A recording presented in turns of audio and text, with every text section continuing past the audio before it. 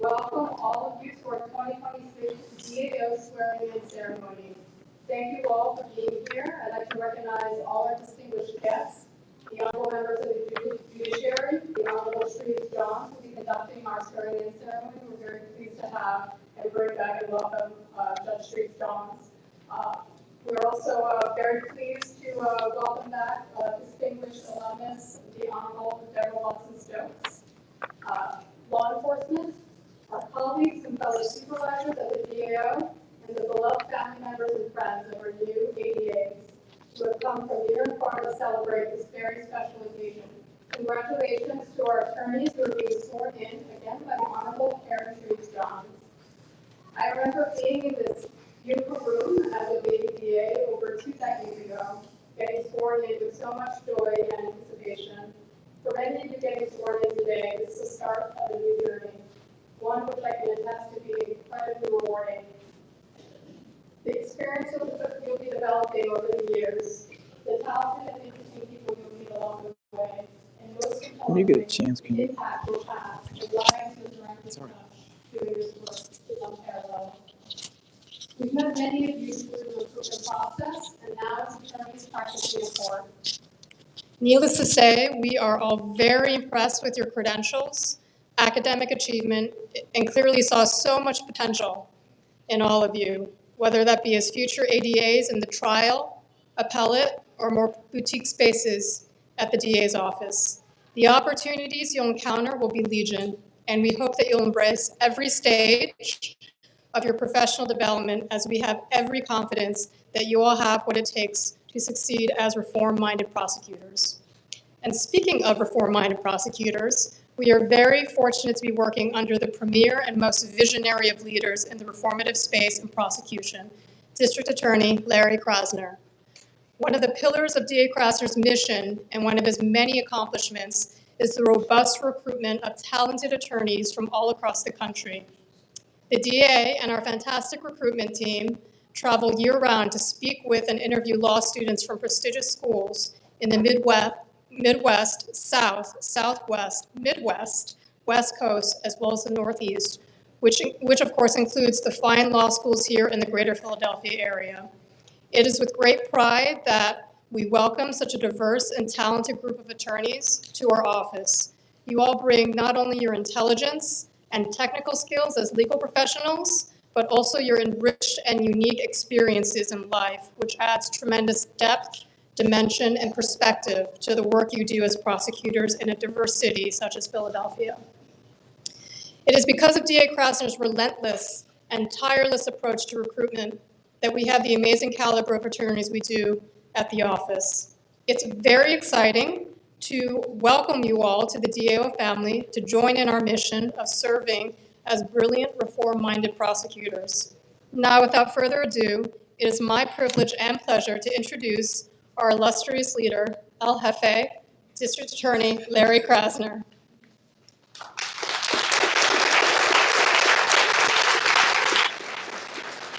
This is for you, Larry.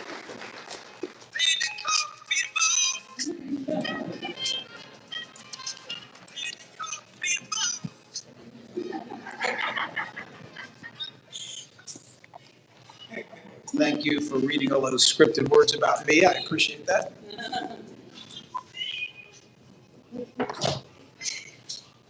All right. I'm really delighted to have the opportunity to do this for about the 8th time.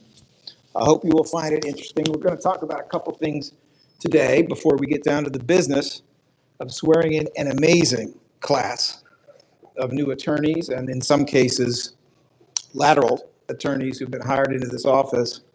But for those of you who haven't been through this before, which is almost all of you, this crew has. For those of you who have not been through it before, we're going to talk about things that are very close to the mission of the DA's office. And that includes the following: safety, freedom, democracy, what it means to be inside of an effort to achieve social justice, and what it means to be outside of an effort to achieve social justice, because they're not the same thing. We're going to talk a little bit and we will be showing you some images about the struggle for civil rights that occurred in the South around the days of Dr. King. I think we all know it's a pretty timely topic because, of course, one of Dr. King's signature achievements was the Voting Rights Act. Some people don't like the Voting Rights Act. Some of those people are on the Supreme Court. And so, yes, it all connects. Yes, it's all similar. The oath that's going to be administered in a few minutes by the Honorable Karen Shreves-Johns, someone I have known from our days as public defenders together. And I do have some stories. But the oath is to seek justice, and it is to uphold the laws and the Constitution of the United States. And while there may be some difference about what that means, I think that we all know that it is guided by America's fundamental value, which is equality. Which is equality. We'll get into that in just a moment. Speaking of equality, one thing that all of you, this amazing class of attorneys, have in common is that you owe your presence here to someone, usually more than one someone. Might be a parent, might be two parents, might be your Uncle Joe, might be a good school teacher, might be somebody like that. A lot of them are here. Some of them even love you. It's a beautiful thing. So let me tell you what you owe them. You owe them a rousing applause for everything that they have done for you. And I think this is about the right time. Can we do this?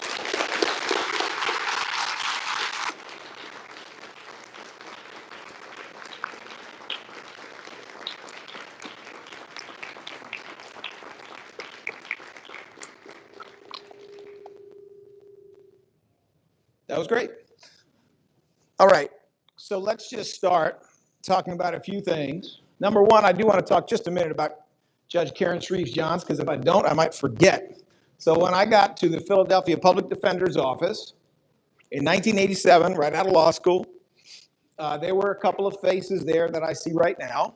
One is Annie Ambrose, sitting in the front row over here with that, I don't know, taupe jacket over there. She and I were starting as public defenders together at that time and have decades later, I'm on my 39th year of being in criminal justice. Decades later, we end up in the same office where Annie Ambrose, after a full career, directed almost exclusively at dealing with the issues of children and juveniles in different contexts, is back and is masterminding reform, improvement, getting better with our juvenile unit, one of the most important units if you actually want to change people's life and make the public safe. And also, Karen Shreves-Johns was there. She had been there for a few years. Her biography has the details. But very early on, I found the Honorable Karen Shreves-Johns, just a public defender back then, fascinating. Why? Because we were being trained. And the Honorable Karen Shreves-Johns was asked to do a simulation of an interview in the jail.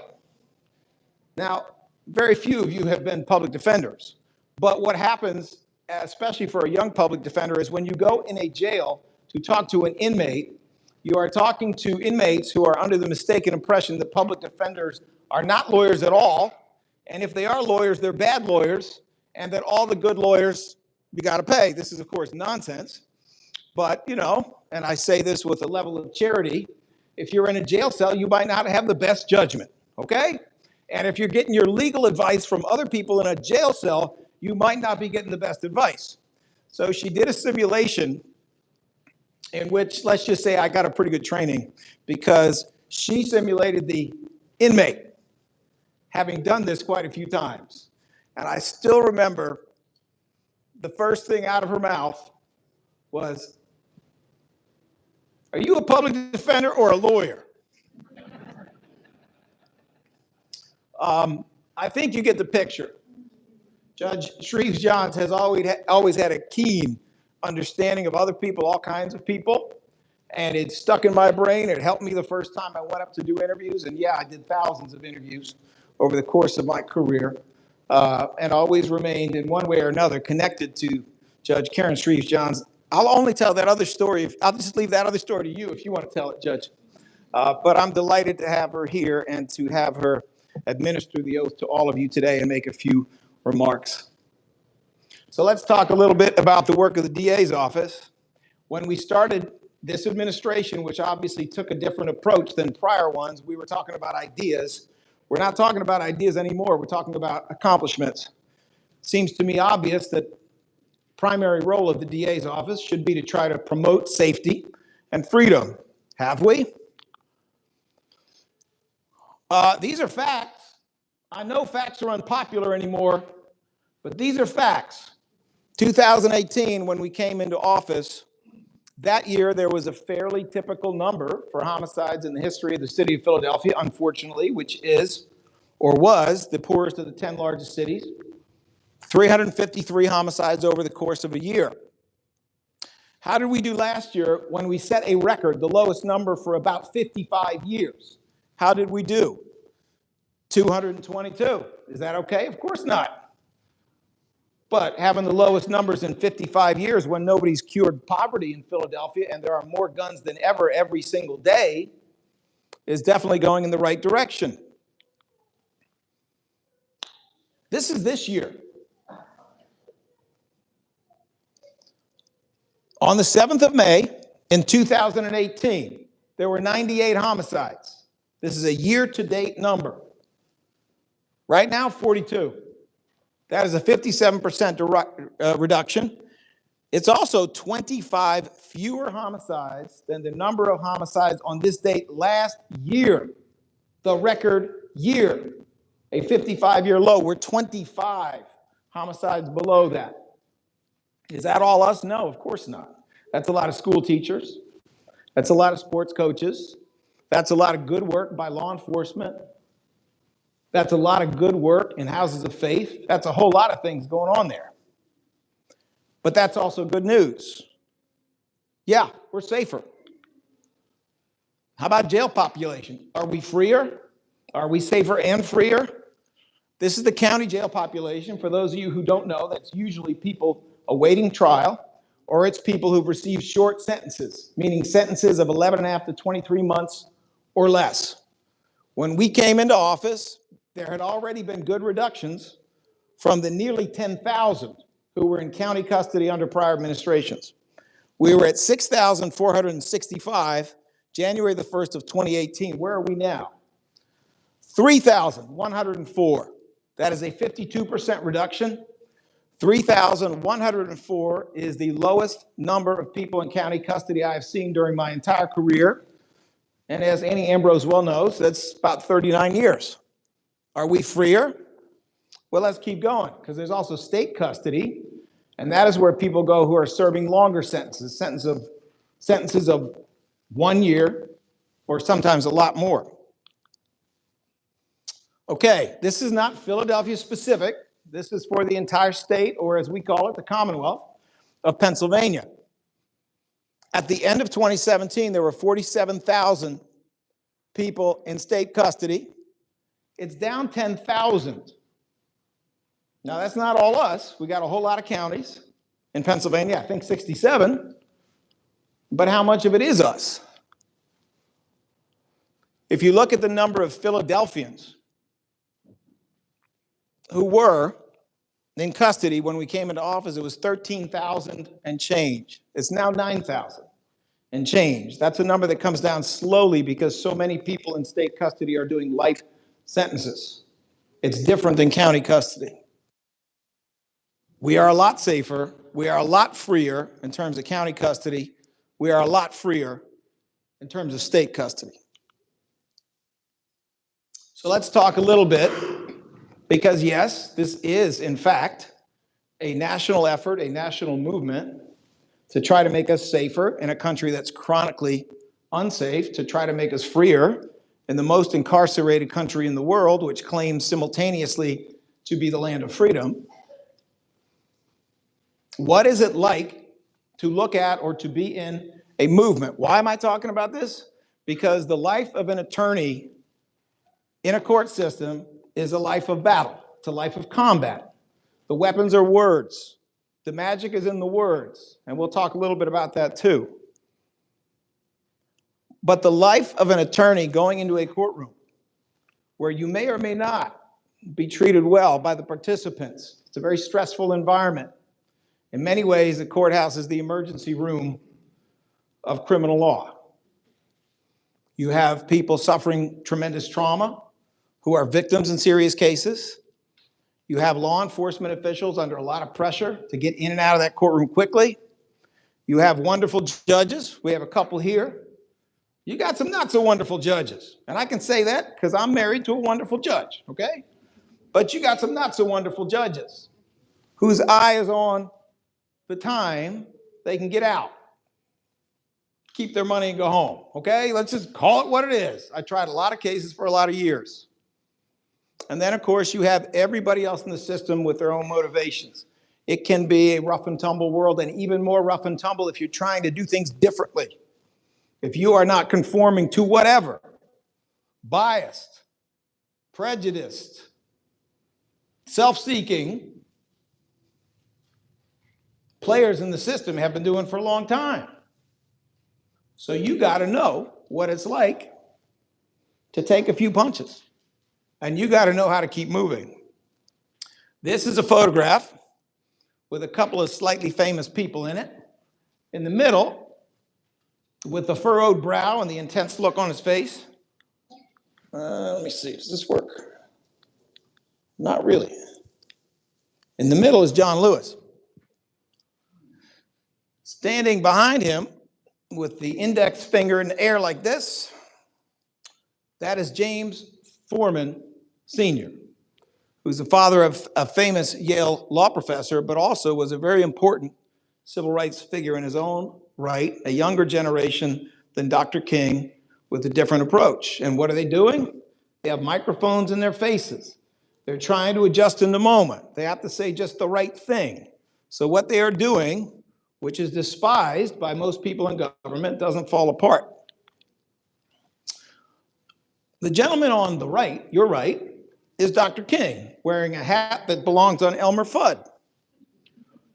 The gentleman on the left, I think, is Ralph Abernathy, for those of you who study these things.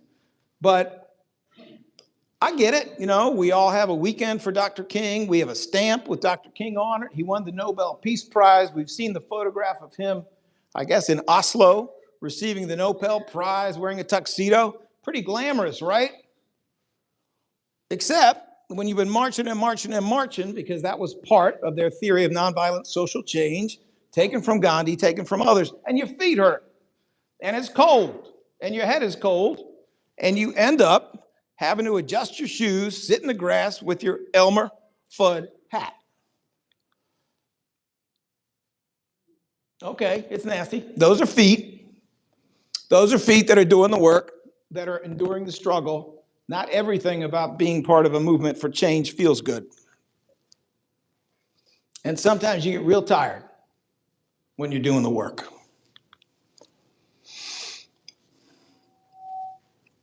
Well, I don't know. It's a little funny, but the National Guard's person there, his name is Compton. I just thought I'd mention that. I hadn't noticed it before, but that's the label on the gentleman. Sitting in front of him is a nun who obviously is acting on her principles and her faith and doing this. When some of you came in, I was showing a video. It's a video of a great Philadelphian, one of King's speechwriters. Believe it or not, he didn't write every single thing he did. He wrote almost everything he did, but he had a very close friend and confidant born in the city of Philadelphia in 1930. He was an amazing man. I will tell you some of his achievements, and what you saw was a video of that man speaking at Juilliard. Why was he speaking at Juilliard, a music school? Why was he there? Because he had so many talents in so many different directions that when he was 16 years old, he was the best clarinet player in the state of New Jersey. And so he was in a summer program at Juilliard, where, among other things, he ended up accidentally crossing paths with people like Charlie Parker, people like that. And I am telling you this for a reason, I promise. There's a wonderful documentary about him. He was his class valedictorian. He was most likely to succeed, according to his classmates. He was also the child of a chauffeur with a fourth grade education and a domestic worker with an eighth grade education who insisted, these are his mother's words, insisted at one point when he tried to jump up and help her wash the dishes that he was to sit down because the only things she ever wanted to see in his hands were a pencil and a dollar bill. Those were her words, and he quotes them in that particular talk. Well, that amazing person, valedictorian, National Merit Scholar, et cetera, comes out of high school, gets a 4-year scholarship to Columbia University, where he goes. Then he goes to Boston University Law School. This is a long time ago. There were not a lot of African-American people in law school at the time. Because of his musical background, he takes a course on entertainment law and the intellectual property of music, writes an essay. It's such a fascinating essay. His professor sends it on to a very important publishing company, music company, I forget which one, in Los Angeles. The head of the company says he knows more than most of the people I already employed. Does he want a job? Here he goes with his wife off to Los Angeles, looking at a bright future, going to have that dollar bill in his hand just like his mother wanted. And who came knocking? Dr. King comes knocking. Dr. King was not nearly as well known at the time. It was at the beginning, but he needed a lawyer. He needed a really good lawyer. He needed a really smart lawyer. And the gentleman said, no, thank you. Kind of liking my life, me and my wife, money, music, this is good. Until Dr. King came back around and said, would you come to a sermon? He said, all right, I'll go to a sermon. He goes to a sermon.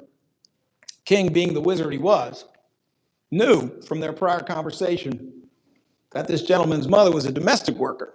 And so King incorporates into his sermon, remember, the magic is in the words, incorporates into his sermon a Langston Hughes poem about Ain't No Crystal Staircase. I'm sorry if I don't remember the title, but it was a direct tug at his heart. His mother was a domestic worker, right? As usual, King won. I mean, he didn't always win, but he won again. This man became King's lawyer, political advisor, and speechwriter. And one of the things that was so magical about this connection, this is the man who wrote the first part of the I Have a Dream speech. He didn't write the phrases, the phrase I have a dream and all of that. That was King. But the first several paragraphs of that incredibly famous and important speech were written by this brilliant man who has since won the Presidential Medal of Freedom and so on. He's still alive, 95 years old, and there's a great documentary about him. But anyway, what he talked about, among other things, was you have to make a choice. And that choice is going to be purpose or comfort. Comfort or purpose. He had comfort. He's working for this big music company. He chose purpose. Worked out pretty well. I do a lot of recruiting. A lot of people here do a lot of recruiting. This is an amazing caliber of young attorneys.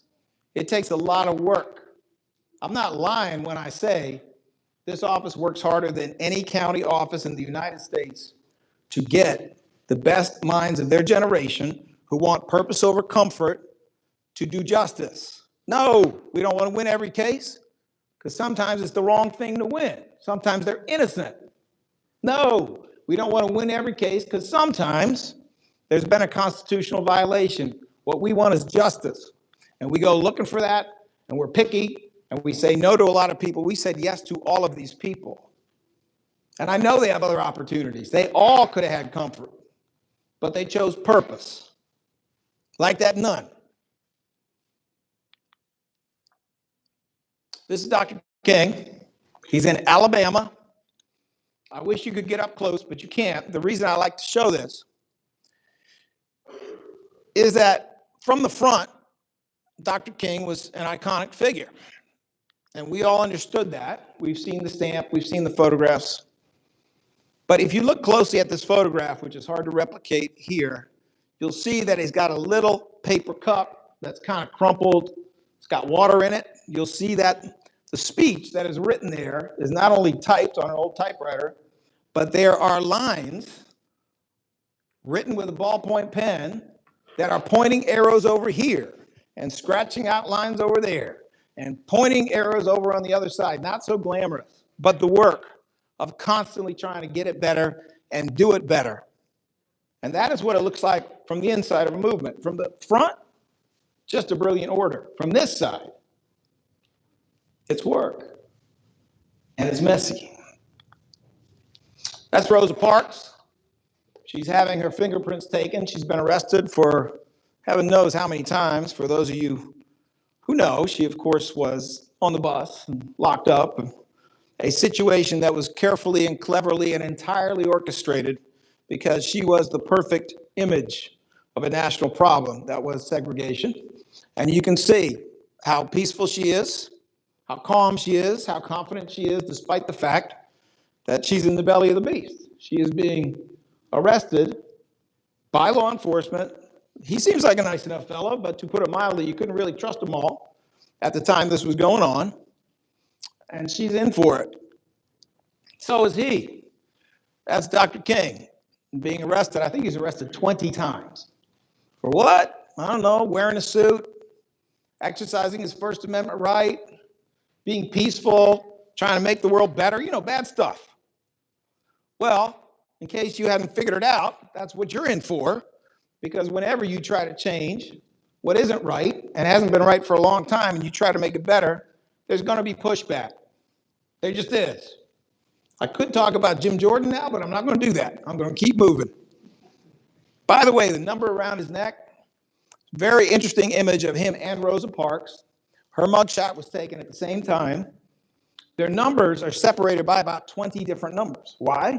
Because there were only 2 of dozens and dozens of people who were arrested that day and who were identified by those numbers. Those other people aren't so famous, but those other people played the same role on that day. That is Thurgood Marshall in the middle, the tall one, the raincoat.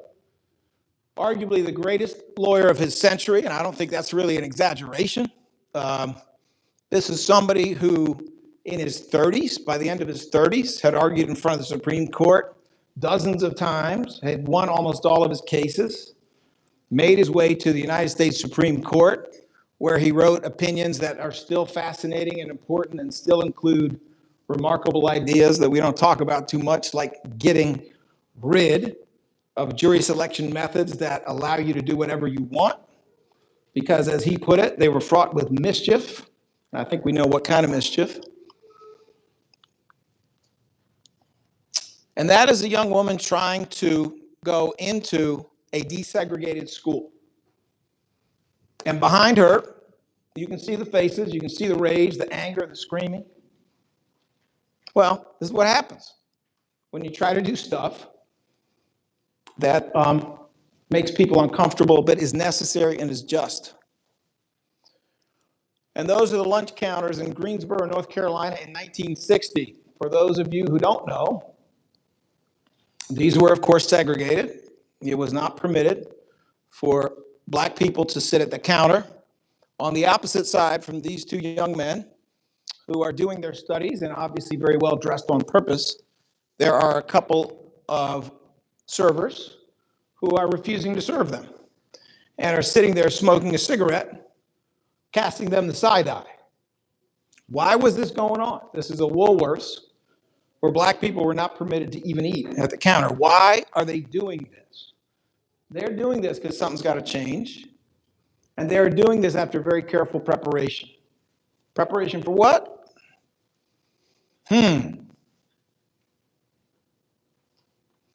I know you may not be able to see it clearly from where you are, but trust me, some of those faces are unfriendly. They are mocking. They are angry. They are rude. They want their spot. They want it for themselves, and they will not be in that spot if people different than them are sitting near them.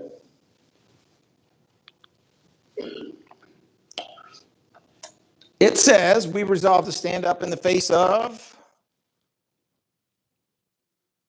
intimidation. Thank you. What is this? These are what are referred to as freedom riders. These are folks, mostly college kids, mostly from the North, who resolved to go into the South primarily for the purpose of establishing the right to vote in states that had excluded Black people from the right to vote 105 ways. 105 ways that are becoming familiar again in an era when we actually hear things like we should take away the right to vote from women. We actually hear those things. They're actually being said. Well, anyway, this is what they were doing back in the 60s, and there were consequences. This is a view from inside a bus. There are two people on this bus. If you look closely, you'll see that they're singing. You'll also see that through the window, there's a military presence, which I believe was actually a proper use of the National Guard, unlike current uses. I believe it was a use by the National Guard to ensure that they were protected in their travel, except then sometimes they bombed the bus. And the people who were on the bus, in their suits, in their nice dresses, are sitting on the berm, hoping nobody got killed, hoping all their belongings don't get burned up, and many of them determined to continue with their mission. This is a sign. I mean, obviously, we all know that there were segregated waiting rooms, bathrooms, lunch counters, etc. But I don't want you to miss what's at the bottom. It says waiting room for white only, and at the bottom it says by order police department. For those of us in the law, this is intriguing. And by the way, we have a lot of great police officers in Philly. This is in no way a condemnation of police officers, law enforcement officers in general. We are law enforcement officers. But for all the lawyers in the room and those who might be interested,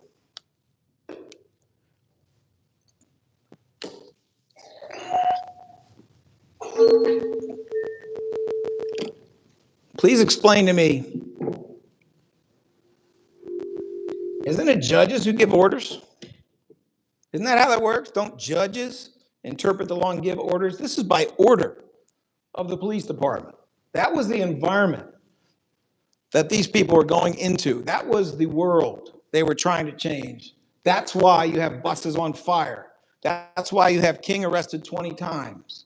That's why you have a lot of other even worse things, including the assassination of Medgar Evers, the assassination of King, that came of their nonviolent, lawful efforts to change things. And that's King shortly before he was killed. Exhausted. This is during the Poor People's March when he shifted his clothing somewhat to working people's clothing. I don't know if you remember, I'm pretty sure this is actually very shortly before his killing when he gave a speech and he spoke about longevity has its place, but that wasn't the main thing.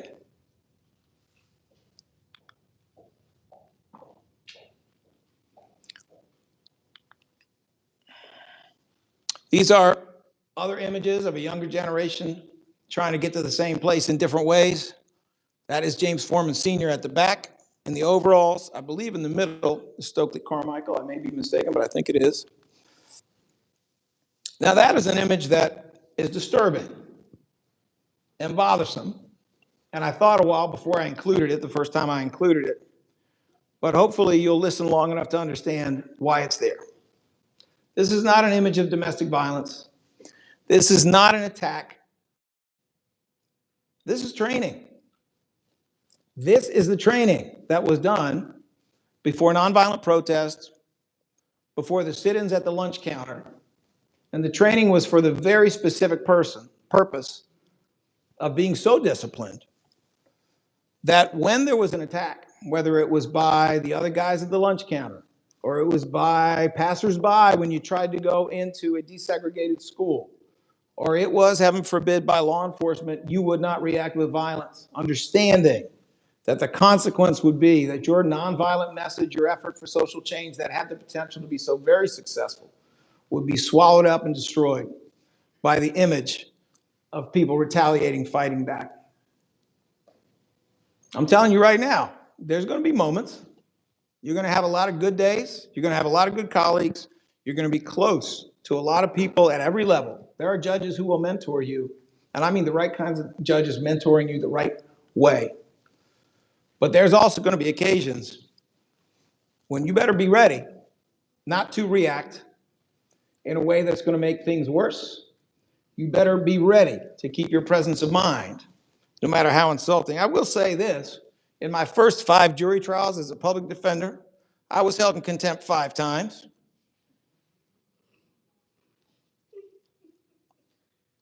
Sharifa, come on now. Now, I am a little proud of that. For those of you who remember Judge Angelo Guarino, I'm just saying you already know the story. But the funny part of the long story is that Angelo Guarino was eventually removed from the bench by the federal courts, not for anything he did to me, but because he considered it standard. If people said that they had a religious belief that prevented them from sitting in judgment, which is a fundamental, basic, and accepted reason not to be on a jury, that he would tell them, you know this, don't you, Judge Watson Stokes? He would tell them that they had to come back and watch the whole trial from the front row. He had no legal right whatsoever to make them miss work, be away from their families, front row.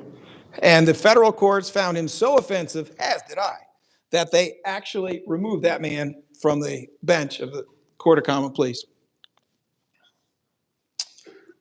Poor people, yeah, that's got something to do with what we do for a living too.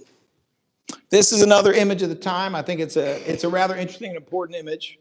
I'll just give you a little backstory here. Number one, if you look, this is the 1968 Mexico City Olympics. This is an iconic image. I'm sure you're all familiar with it. These are 3 people standing on a podium. They have won gold, silver, and bronze in their event. And one of them, the tallest one there, I guess you would say, has a glove on his right hand. And one of them, the next tallest one, you could say, has a glove on his left hand. And one of them has no glove. Why? Those gloves belong to the white guy in the front. He gave them to these 2 people. They asked him for the gloves. He wasn't going to put his fist up. He shouldn't. He didn't. They wanted that glove. They wanted the image to be clear. They wanted everybody to see. And they paid for the rest of their lives. Medal stripped, jobs withheld for that.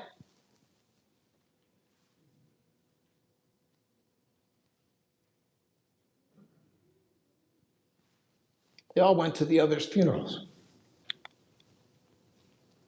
Who's that? Bayard Rustin. Anybody know? Somebody said it. Thank you. That's Bayard Rustin.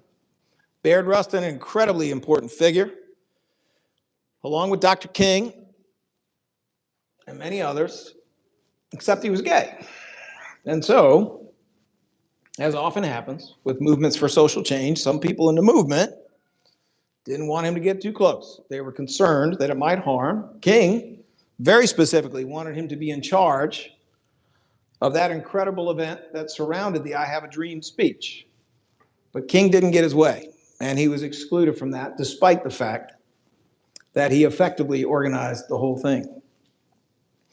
He was eventually convicted in the state of California for loving another man. He was found guilty of sodomy, and Governor Gavin Newsom, long after his death, pardoned him. That speech I was showing when you came in begins with that man talking about this man and talking about how he had just heard, I guess this is 2020, as he stood there at the podium at Juilliard, he had just heard that Gavin Newsom had pardoned Bayard Rustin for being gay, essentially. But this is not all historic and national. Some of this is actually local. And I'm going to show you somebody you never heard of, probably, but I knew him slightly. That is Kiyoshi Kuramaya. Kiyoshi Kuramaya was a fascinating activist in Philadelphia, very active in terms of the Vietnam War, and also became a leading national figure in dealing with HIV and AIDS. He pulled off what is considered by many to be a legendary move in terms of dealing with the media and trying to make a point that people didn't want to hear during the Vietnam War. He himself was of Japanese heritage. He had grown up in a Japanese internment camp. He had some strong feelings about what government should do and not do, and he didn't like that civilians were being slaughtered by Lieutenant Calley in the My Lai massacre in Vietnam, that civilians were being napalmed in Vietnam. So he sent out a press release stating that on a certain date, in a certain place, on a certain time at University of Pennsylvania, they were going to napalm a dog. Yeah. He sent it out. He said they were going to napalm a dog. Media showed up 6 deep, every camera you can imagine.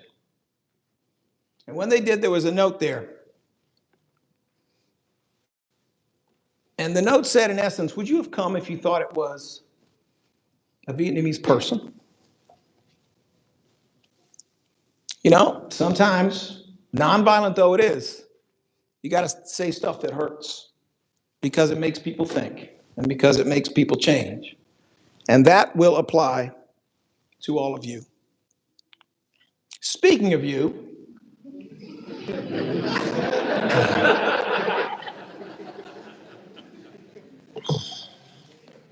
funny how we got there.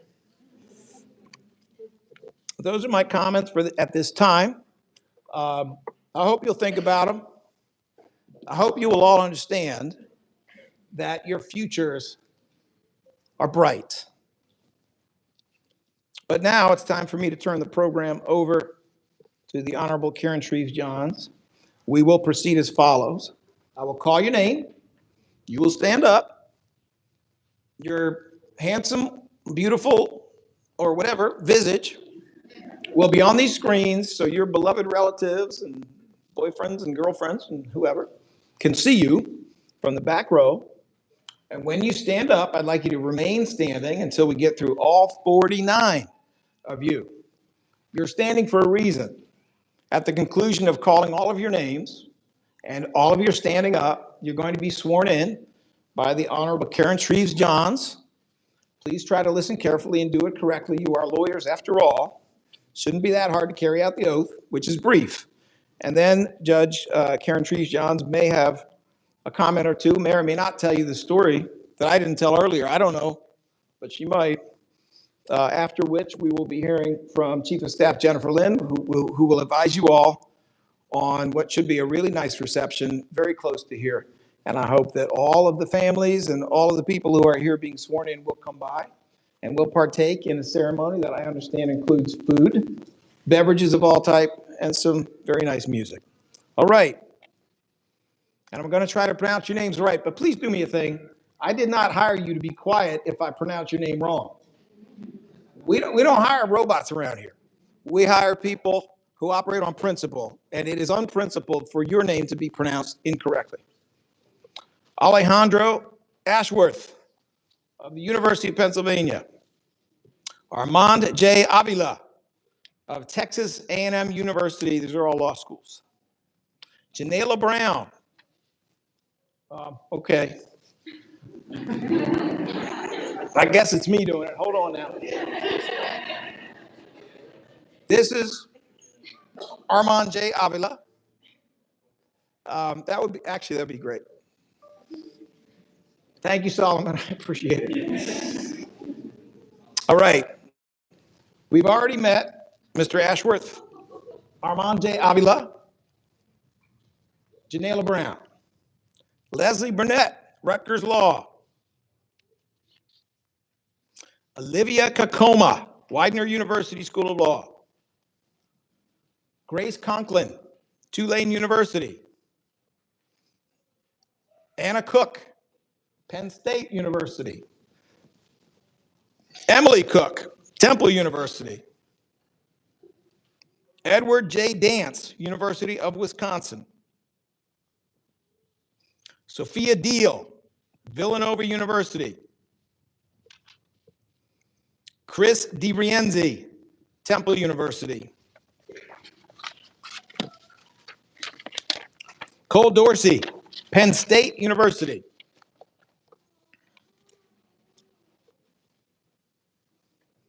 Dahlia LGR, Texas A&M University. Did I get it right? Abigail Farrell, University of Virginia. Did I get it right? All right, awesome. Maxwell Fulmer, Tulane University. Sharifa T. Garvey, my neighbor, Suffolk University. Liam Haffey, University of Chicago. Emily Harwitz, University of Pennsylvania. Jennifer Huga, Southern Methodist. Is that correct? You sure? All right, thank you. Zachary Kent, Drexel University. Emily Cannell, Rutgers Law School. Caitlin Coper, Syracuse. Jayla A. Mack, American University Law School. Alessi Martin, Texas A&M. Morgan Moggins, Mississippi. Jonah Mayer, American University. Tyler Melton, American University. Annie Miner, University of Chicago. Oh, I'm sorry, University of Michigan. My apologies. I know that was bad. Annie Miner, University of Michigan. Jacqueline Mitchell, Howard University. Oh, I'm sorry. Thank you. That was my eyes, not my intent. Jalen Mitchell, Howard University. Thank you for correcting me. Okay. Vishna. No, well, hold on, give me a chance. Maradalidaran. You sure? Close enough? Okay. Chelsea Quinn, Widener University. John Rama, Temple University. Robert Rengifo, Villanova University. Josephine Ryder, University of Colorado. Samuel Rollick, Villanova University. Shannon Roy, William and Mary. Aubrey E. Sales, University of Alabama. Gabriella Scott, Villanova University. Andrew Silva, University of Massachusetts. Samuel Sosa, Fordham University. Jane Stetz, Rutgers Law School. Aaliyah Stokes, Widener University. Samuel Stroud, University of Alabama. Devin Troy, University of Pennsylvania. Spencer Vinrow, University of Pittsburgh.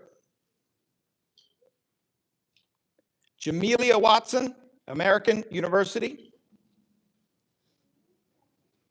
Lauren Wedgeworth, Vanderbilt School of Law. Bria Wilson, Widener University. And last but never least, Benjamin Wise, University of California. Your Honor, thank you. Thank you. And as you all remain standing, I'm going to stand on your behalf as well. I'm going to ask that you take your oath of office, raise your hand. And I want you to, when I say the I want you to say your name. I, your name, Father. I do solemnly swear or affirm that I will support, obey, and defend the Constitution of the United States and the Constitution of this Commonwealth, and that I will discharge the duties of my office with fidelity. You may be seated.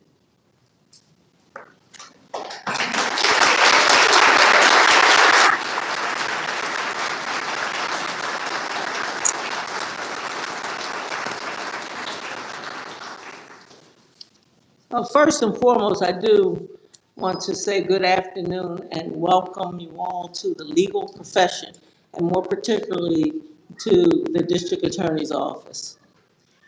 I'm going to tell you, I didn't know what the slideshow was going to be about, but interestingly enough, if anyone had an opportunity to read my bio, there's a backstory. I'm going to connect the backstory in a limited way. So I'm a child of the civil rights era. That means my education and my growth came during the 60s. I was bused from a neighborhood elementary school, which was in a Black community, to an all-white institution. When I got there, it was a different world for me.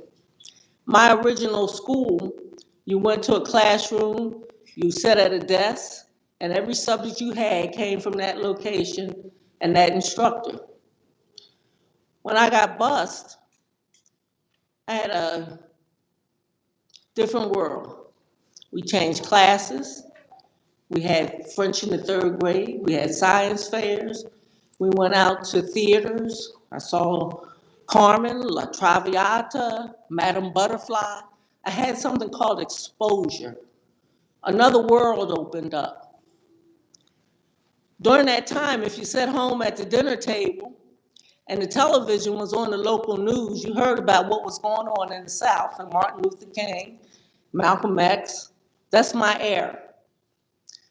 And you knew that there was a struggle. And what I was experiencing was something called voluntary integration in Philadelphia. It was a different experience, and it had its ups and it had its downs. But what I got out of it was a great education, the desire to pursue law as a career, because I came to an understanding as a result of Thurgood Marshall that law was what afforded me that opportunity. So I'm saying that to say that's my backstory. And whatever your backstory or motivation is to pursue your career or profession with the district attorney's office, what is important for you to know is that a profession the profession that you have been selected for in this period of your life comes with a lot enormous responsibility. It comes with enormous power. And it should garner the public's trust, because they're all looking at how things are handled and how things are done. And as a DA, your role is not to simply win cases, but you should uphold the law with integrity and seek justice. Now, the thing is that this word justice is interesting. And it's an interesting concept because justice requires a couple of things. The first is that you have to have courage. And the courage you have to proceed with courage when it's unwarranted. But you also have to proceed with courage when when courage is to decline, when that is also warranted. That means you don't go forward with something that you know is not right. And every file that you're going to get on your desk is going to represent a human story. That means real people and real lives are being affected as you proceed in the course of your profession. So you're going to be making decisions that are affecting the victims, defendants, their families, as well as the broader community. And your power should always, remember that power you're going to have? It should always, just as judges, it should always be poised with restraint, judgment, and principle. And with that, it should always be keeping justice in your sight, because that's the end goal that you're seeking, is justice. And you're going to have some long days. You're going to have some difficult judgments and moments of pressure. But you got to remember that in all of that, you still have to be fair when it is difficult, ethical when no one is watching, and respectful even in the conflict. It's a hard job. I was told by DA Krasner that you all were up for that job by his selection. One of the other things that's extremely important that you should know is that as a DA, credibility is your most valuable asset. In practice, your reputation will appear before you ever enter the courtroom. People talk, judges talk, the community talks. How you treat people, how you respond to the court. All of those things come before you even have a face. So you have to protect your reputation, because once it is lost, it's very rarely regained. So you have a very difficult job ahead of you. But this job is going to take you to places you've never imagined. You're going to look back and 5 or 10 years, you may be somewhere else. You may have changed your mind about what you want to do. But in this career, you have so many places you're going to go, or you can go, I should say. And what you have to take with you is your credibility and your integrity. And those are my comments, because that's what it really means. So I want to welcome you and thank you.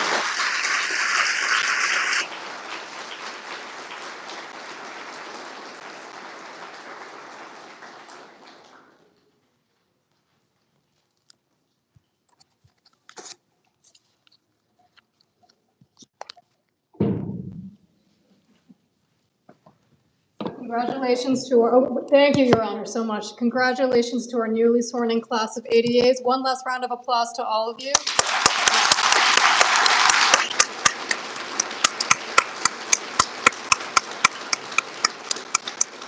We're so proud and excited for all of you. On behalf of the DA and the executive team, thank you for all being here today to celebrate this milestone occasion. Many thanks to the Honorable Karen Treves-Johns for gracing us with her presence.